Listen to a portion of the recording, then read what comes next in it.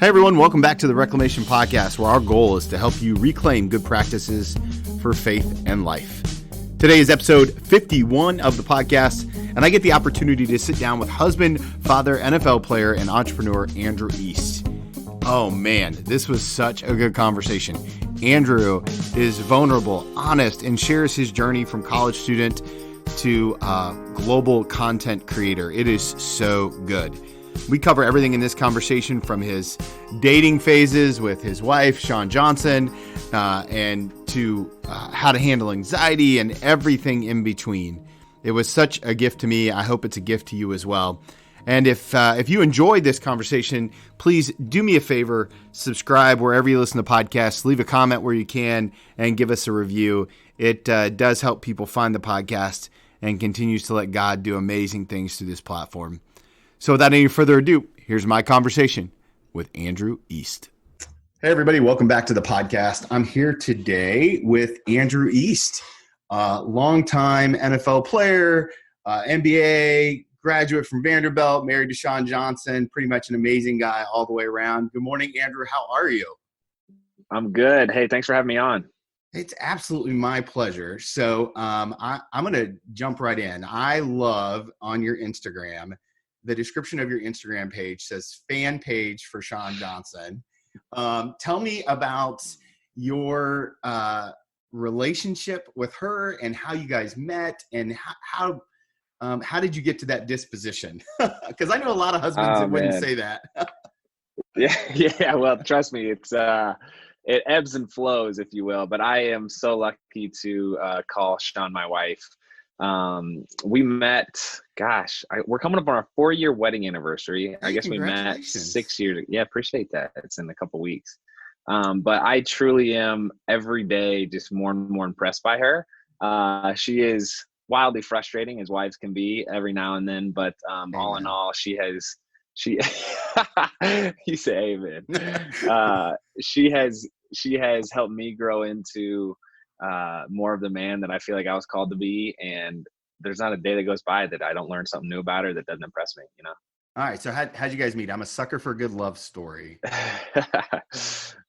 We met in 2012. The London Olympics were going on, and my brother was an Olympic cyclist. So they were at some event together. I was in training camp at Vanderbilt playing football, and she was sharing how she was looking at a couple different schools. She wanted to check out Stanford. She wanted to check out Vanderbilt. And my brother was like, hey, well, my brother plays football down at Vandy. If you ever want to tour, I'll just give you his name and number. So I caught wind of this. I created a Twitter account just so I could tweet at her and say, hey, I'll take you up on that tour whenever you want it to happen. And then we had a couple phone calls. We met up in LA for like the first date. It didn't go well. Now, listen, I've listened to your podcast. I know how that text message, that was a drunken text message from her, right? Yeah. So for those of you that don't know, details, right? Yeah, no, we got to be honest here, right? Like, so for those of you that don't know, Andrew and Shawn do a podcast called Couple Things. I strongly recommend it. It's amazing.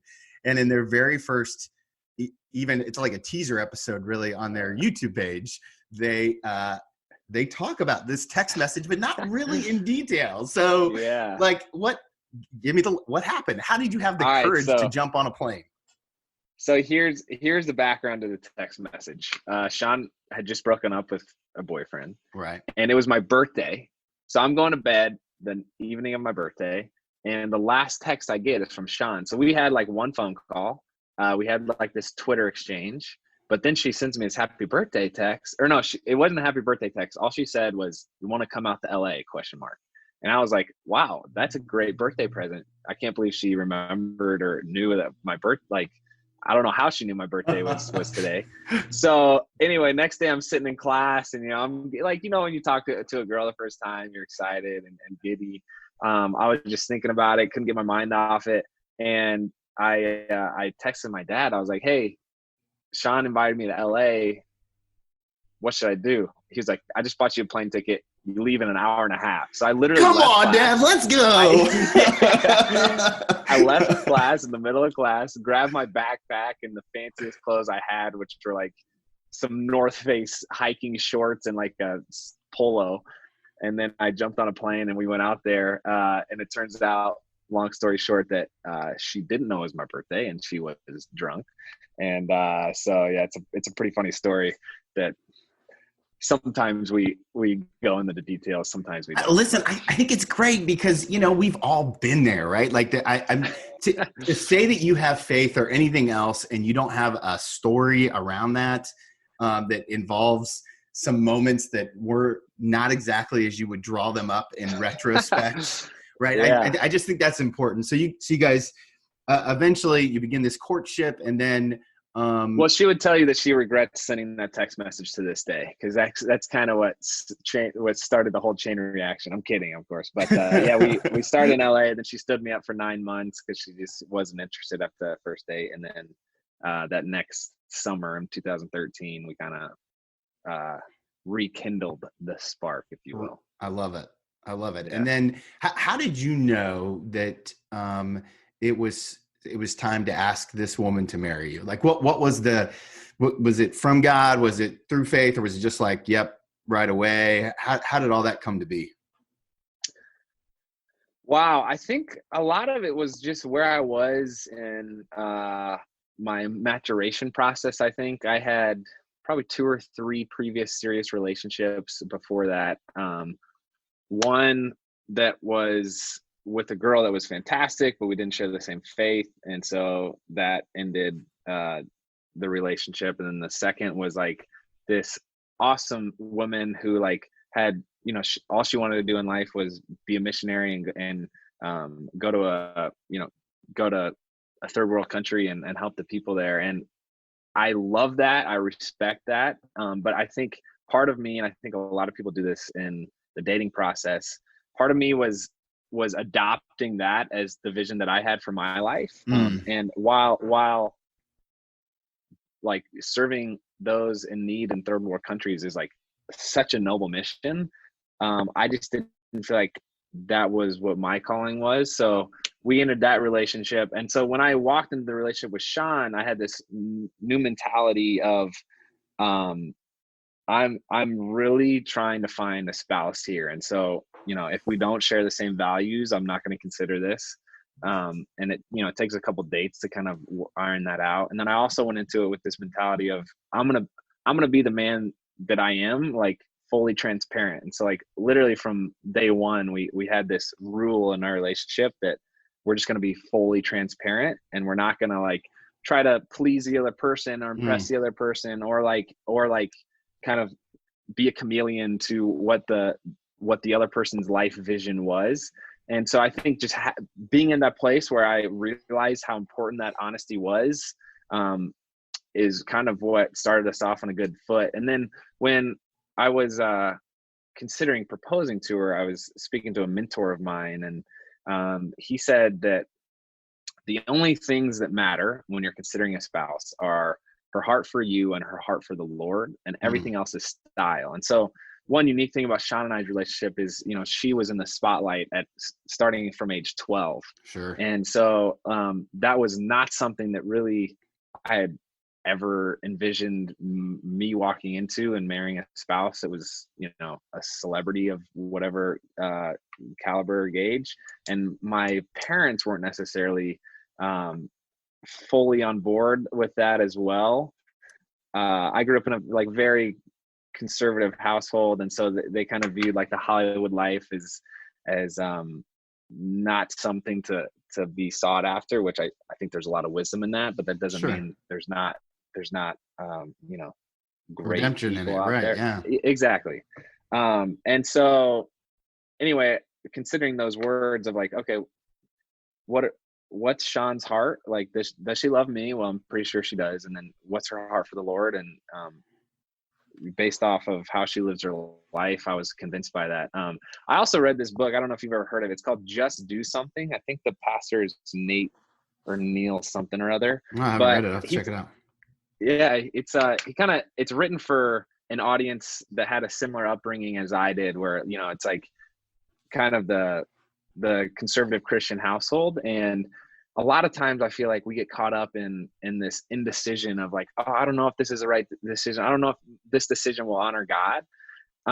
And so his whole stance is look, God has given, just like, it's a whole body of Christ kind of concept where God's made you to be a certain person with certain passions and certain interests and attracted to certain things.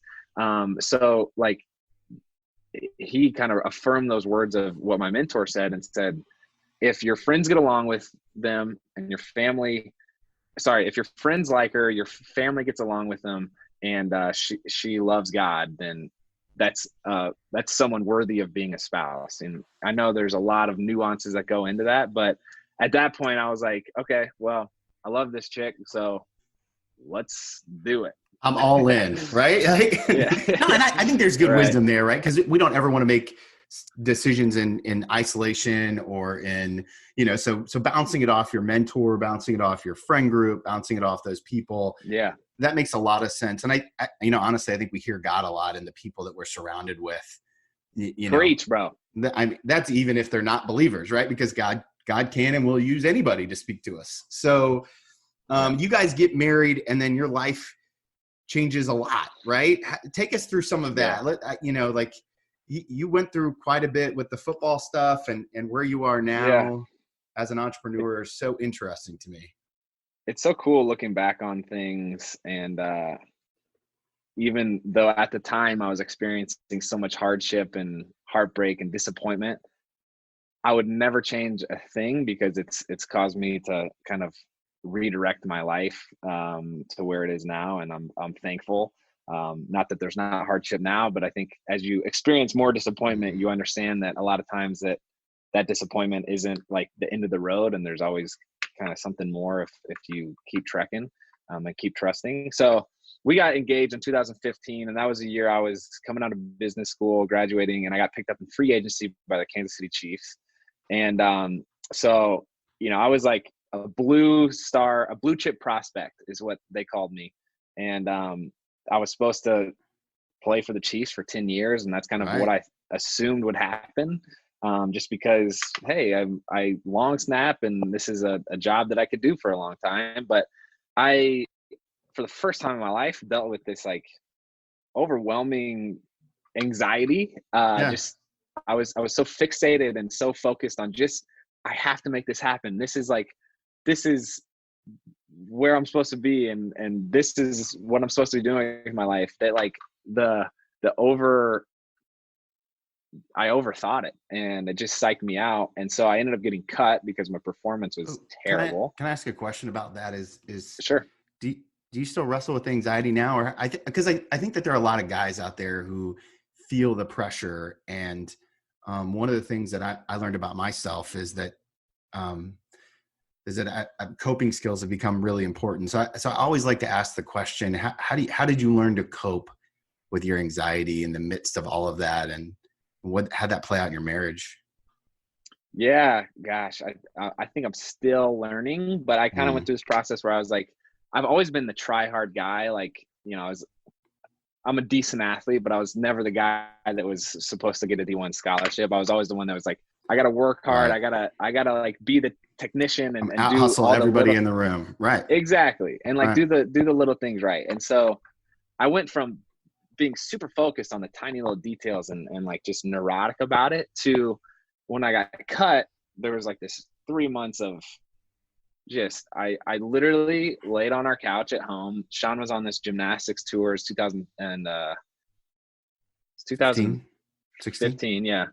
She was doing like a speaking circuit, and I just moped. Like, I just watched TV and I moped. And then I went through this phase where I was almost like in rebellion, where I would go to these football tryouts and like not think about it at all. I wouldn't warm up. I would just like kind of half-heart it, because it was my response to, well, I've been overthinking it, but now let me just not think about it at all. And so it was this weird like denial that I went through. And now I just realized, I think you get to this point where with football, I was able to view it in its proper importance, it was my top priority. And so I like overstressed everything. I would have told you that like, hey, my priorities are faith, family, football, the cliche. But I think a lot of times I was using faith to try to support my football in an unhealthy way. And so I just realized that there's so much more to life, and like this is a fun thing that I get to do, and just putting it in its proper place is what really helped me. Yeah, I think perspective. Yeah, I think it's Yeah. it's just so critical, right? Like coping. I part of my story is I stopped drinking 7 years ago because I was doing a ministry that involved recovery stuff, and what I realized when I stopped drinking is that I didn't have a drinking problem, I had a coping problem. And so when I took away the way that I used to cope with drinking, it created a lot of anxiety and stress because I was always a take the hill, place the mission first kind of guy. So I think it resonates with a lot of guys because we feel that pressure trying to support our families and trying to be the spiritual leader of the household. And I don't even know what that means sometimes, right? Like it's just crazy. So you guys, dude, I really respect you fighting that fight and sharing that with people. I just think there's so much value in speaking to the community of people that are also going through what you're going through. So thank you for that. Well, you're welcome. One of the things that I'm learning about myself is if anything in the dark will always have more power than in the light. And so just got to as long as I keep talking about it, one day at a time, man, one day at a time. Yeah, man. Yeah, it's funny. As far as like the anxiety and coping, I feel like I see this in some of my friends as they try to find spouses, and I see this in a lot of athletes, and a lot of times, like just like you said, it's perspective. We're like sometimes just so focused on like the short-term vision of like, oh well, I'm dealing with this problem, and we almost like put way too much emphasis on it, and we just blow it up to be something. Whereas if you just take a step back and take the long view of what's going on, you realize like, I mean, I just went through it with the kid. It was like, I was so stressed out the first couple of months because I wasn't getting any sleep. And then you realize like, okay, this phase will end. Now, how old is your young one? She's 4.5 months. I mean, that's still got that new car smell. Yeah, she's got some chunks on her. So she got some new, She's adorable, dude. I'm glad to have her around. That's for sure. But it's interesting. This, obviously we're recording this and we're living in a coronavirus world and people are quarantined and isolated. And one of the things that my wife and I were talking about is, man, we want to leave this time period and be able to talk about it 20 years from now as a gift and not a restriction. Because we have 3 kids. Yeah. The oldest is 14 and the youngest is my princess. She's 7.5. And so like they'll never remember what we did, but they'll always remember how it felt is kind of what I've seen some pastors talk about that I respect. And I'm like, man, I'm here for that. That's perspective, is that feelings we remember and details will fade away. And I think that that's very true. Yeah. Wise words. How are you guys, how did you guys navigate from football then to where you are now? Because that feels very different to me. Yeah. So after I got done with my little 3-month moping period, I was talking to a friend who had recently started a YouTube channel, and I was like, well, I think we could probably start a YouTube channel. We were planning a wedding, and I realized that my wife had these. My wife would walk into a restaurant, and there would be girls that just started crying, and like she has just such loyal fan base, and she's been able to just kind of build these relationships with people remotely. And so we started the YouTube channel. Had no idea what we were doing, and then it kind of has morphed into 5 years later it being a full-time thing for us. And we do we've learned so much, and we've had so much fun, and so we're doing consulting now, do some teaching, and I love it. I studied civil engineering in undergrad. I never thought I would. Yeah, that has nothing to do with this. Nothing. Yeah, it's like, yeah. I still thought I'd be playing football, but here we are. One of the things that that seems to be a theme to me as I look at your guys' relationship and what's worked for you is transparency. And there's a really honest edge to the way you guys do your couples things podcast and just the way you guys live your life. So one of the questions I have is how do you maintain, is there any practical tips on maintaining that level of transparency on a daily basis? Gosh, well, as far as social media goes, we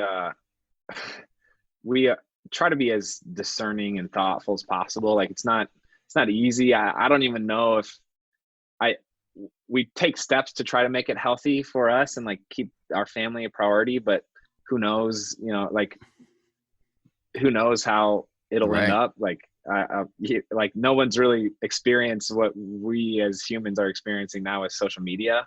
But that idea of transparency, like I said, from the get-go of Shawn and I's relationship was like the number one thing that we were focused on and our number one like rule.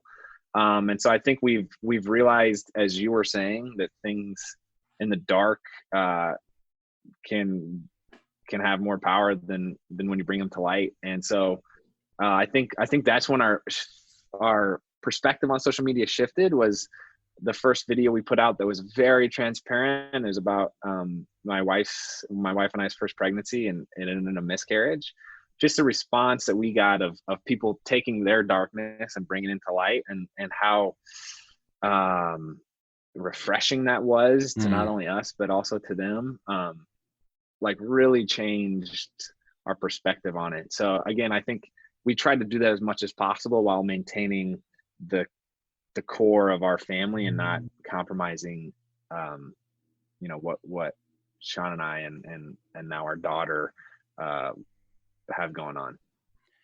Yeah, it's so one of the questions I was really excited to ask you about was has parents, new parents especially, and obviously your guys' social media presence is probably larger than most, but yet we all parents have to deal with kind of this tension of like, man, how much do I put my kids out there? And as a pastor, I wrestle with this all the time because they are literally the best sermon examples ever.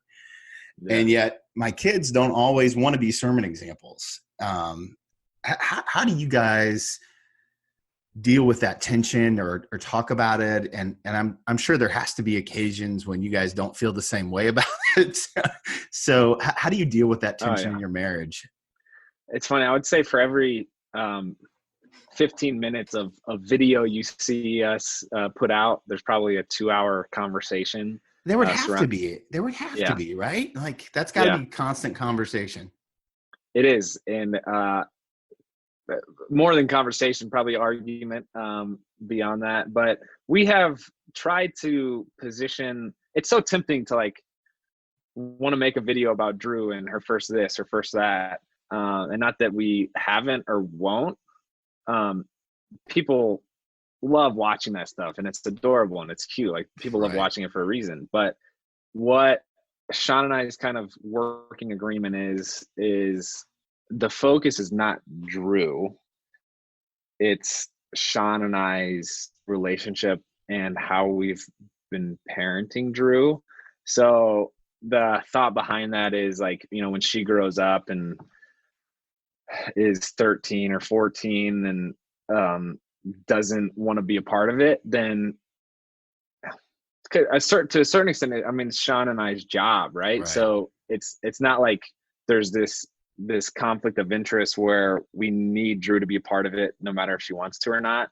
We want to make sure there's like the safety valve of like, hey, if she's not a part of the content, then we're still okay, and we still have like this message that's talking about how Shawn and I have been navigating our marriage through it. So I don't know if that was a clear answer or not, but that's kind of our thought behind it. I think it's a transparent answer, right? Like that's the deal. You live in the tension of it, and I mean the tensions. It's probably true for a lot of us that our jobs often impacts the way that we parent. And that's true if you're an entrepreneur like yourself or a pastor or a banker, and you've got to bring clients over, right? Like it's all part of the equation. I, you know, keeping faith and, you know, I've checked out your website and you've come from a family background of faith, and it's clear that's, and you kind of already said it, a big part of who you are. How are you now kind of implementing faith into your family? I mean, you're a new dad. How's all that taught you? What has all that taught you about God? Oh my gosh. I That's a big question. Marriage is like the most humbling self-improvement tool, or like sanctification tool there is. It's like, it just exposes all your flaws. You know? Whether you want it to or not.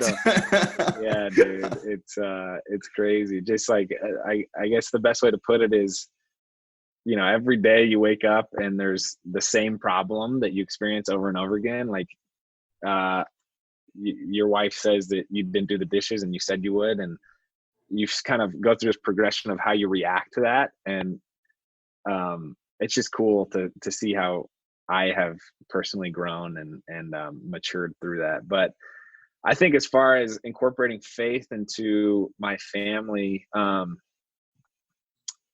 we try to like not force too meshable things together. We just gotta like interweave them, I guess. And I think like when it comes to Drew and our daughter, like bedtime now is the most precious time of the day. It's kind of like an hour-long process of bathing her and then feeding her, and while she's feeding, we read the Jesus Storybook Bible, and that's great.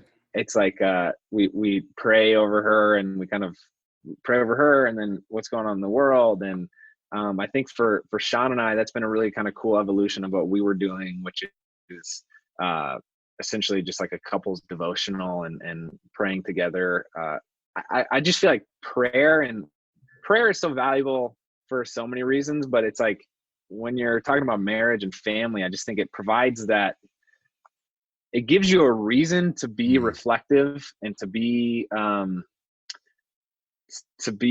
of future focused, is like, hey, because kind of the way we pray is like debrief everything that happened in the day. And so you're kind of thinking about, oh, this was great. And as a couple, it's so valuable just to maneuver that. And then you're also like, hey, this is where we've been. And then we kind of shift to where we want to go. And like, what do we want to see happen? Like, oh, there's so much craziness going on in the world right now. And so that's kind of how we've interwoven it. It was cool. So timely. In the Jesus Storybook Bible, like last week when everything was just up in the air and chaotic pandemonium, there was the story about Jesus sharing how the flowers are clothed and the birds have enough to eat, and like how much more will the Father take care of you. And I was reading this child version of the story, and I literally went through this series of emotions with the whole coronavirus of like panic, and like I wanted to do the hoarding thing because that's kind of like the first, I feel like, human impulse, and just to like, oh, I got to watch out for me. Like I'm the number one priority, right? And me and my family. And then just reading that story and be like, hey, we don't know why bad things happen all the time, but we know that we can trust God through it all. And I think that's kind of just been the motto and theme that we've tried to have in our whole life. So I think that's it's a testament to what you guys have been doing. It makes a lot of sense in the sense that you guys just kind of continue to live your faith in there. What would you say if somebody were to say, what kind of ministry are you in now? Because it feels a little bit like what you're doing with the YouTube channels. It's not overtly Christian, but it's also very Christian. How do you live in that tension as well as kind of bringing your faith to work with you? Yeah, I think when people ask us what our channel's about, we try to just say we share the ups and downs of our life, but always with a hopeful perspective. And so there's a lot of conversations that we have of like, hey, like, can we share that we're praying about this, and like share our devotional routine, and like there's this kind of trade-off of, there's always a tension, right? And it's hard to find the balance. I don't know if we do it right, but we're doing our best. Well, it's especially hard because Christians are dumb and mean sometimes. And so the moment you say one thing, it leads to, I mean, like it just can be problematic. Yeah. Yeah. Yeah. Um, so you guys have been doing this, married 4 years, you said? Coming up on 4 years. Yeah. What does the next 5 look like for you guys in terms of like, and how do you discern, how do you discern your call and all that? Your, is this, cause it feels like there might be a little bit of a shift in what you're doing in terms of coaching and how that looks in addition to content creation. How did you guys get to that place? Yeah. I think as far as what the next 5 years look like, Shawn and I we're big on like goal setting. We're big on vision boarding. But we always do it with the full expectation that it's not going to look anything like we're planning out. I just think, just kind of like I was talking about with prayer, like there's so much value in being reflective and thinking about where you might want to go. Mm-hmm. Just kind of helps you prepare for, it kind of helps you like know what the rough path is. And so Shawn and I really just kind of take things month by month, I would say, as far as what we're doing. And it's ever changing. I mean, we the podcast you mentioned, we launched kind of in, I guess, December, like 3 or 4 months ago. And it went from like being a side thought to, oh my gosh, right, we actually love this and it's so important. And it gives us that release valve of like not having to have Drew in the content. So like that's kind of become our top priority. So we're talking about doing live tours and live shows, and who knows where it'll go next. Well, so I first got introduced to you and Shawn through Annie Downs' podcast. Yeah. And in 2019, when she was doing her February of 2019, so just over a year ago. And you said on the podcast, and I wrote it down as I was kind of re-listening and prepping for our conversation today, that I'm nervous. Well, it was 1 million people. Do you remember that? You said you wanted to. That's right. You said, and so you talked about the tour at that point.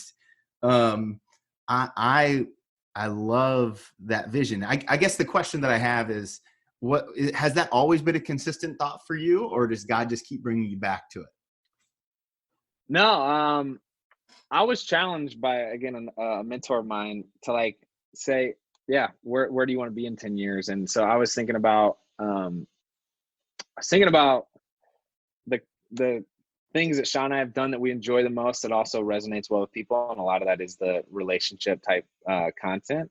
And so I said, hey, well, why don't we just, what if we were able to speak to 1 million couples and like impact their perspective, inject hope into like, whether you're dating or married, what if we were able to do that? And so we're taking one step at a time. Again, we've never done a live tour together, but we kind of just take the next step. And so we're talking about doing, 7 shows with smaller venues in the summer, whenever everything blows over and we can actually do live events. But 1 million felt like a good number.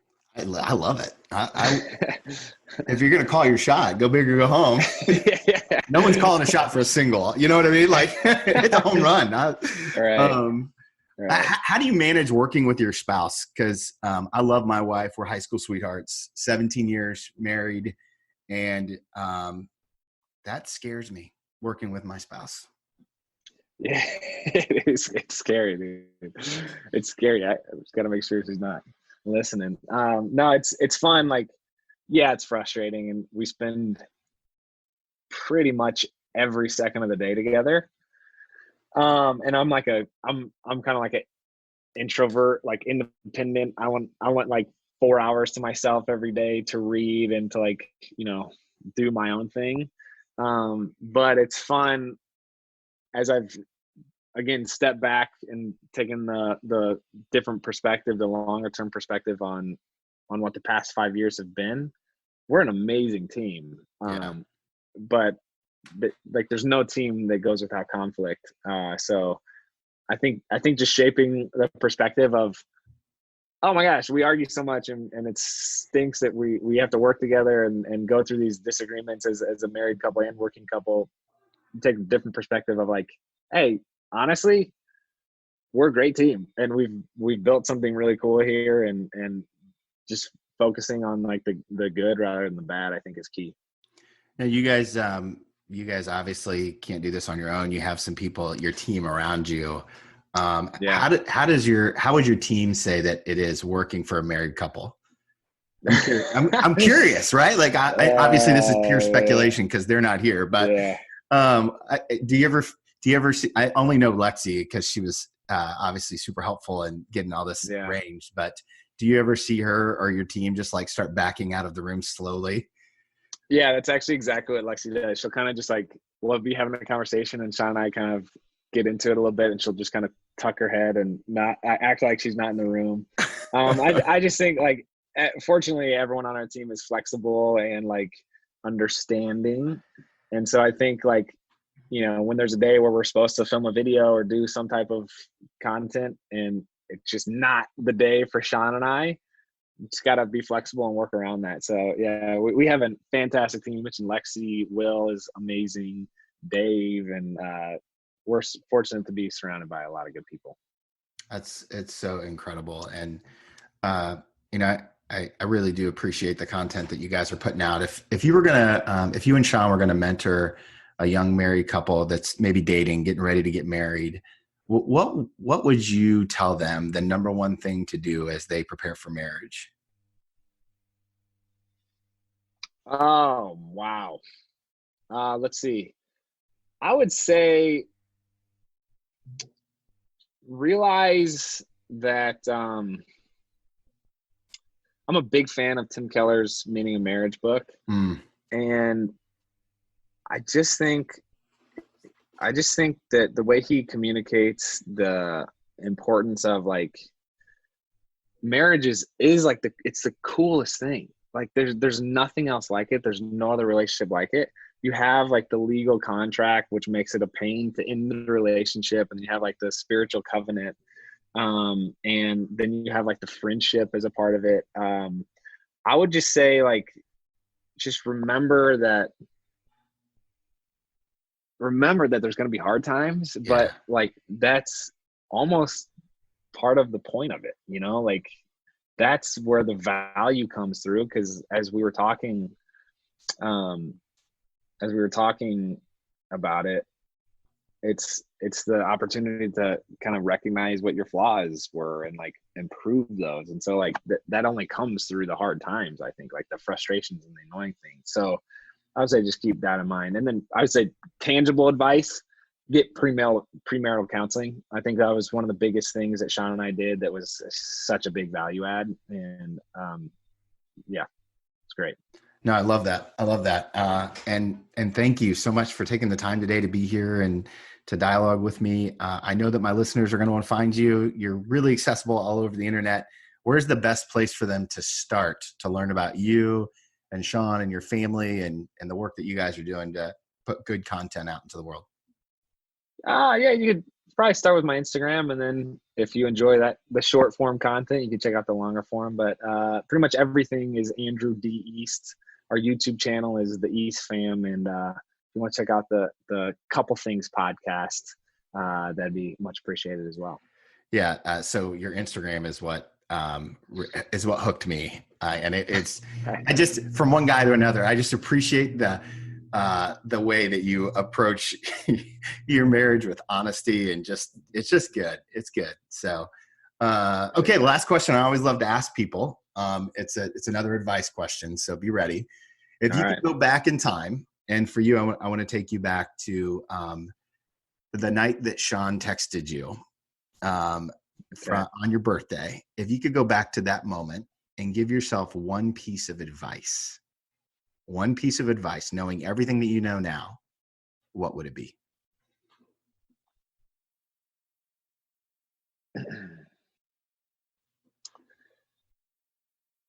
If I could go back to when Shawn and I's relationship first started, I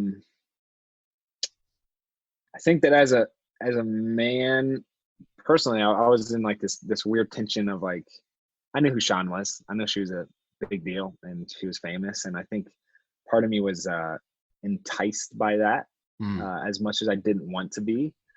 I think every situation is unique in its own right, but a lot of times we're enticed by certain things that aren't good things, whether that's looks or fame or money or career, like whatever it is. I would just say, remember that behind whatever that is that your lesser self, if you will, your flesh, whatever you want to call it, the weaker part of you is enticed by. Remember that the woman is like the most important thing that you should be focused on. So like, how could I have better cared for Shawn and supported her better? I think focusing on that and who she was as a woman, as opposed to like all the fun, exciting things, like, you know, the peripherals, if you will. Yeah. I don't know, man. Never thought about that. That's good. No, that's good. I appreciate. I really appreciate the vulnerability in it all. And I really do appreciate the time today and just the conversations. I told you guys that was so good. I love just Andrew's heart and his vulnerability and the way that he shares so much of himself and so openly.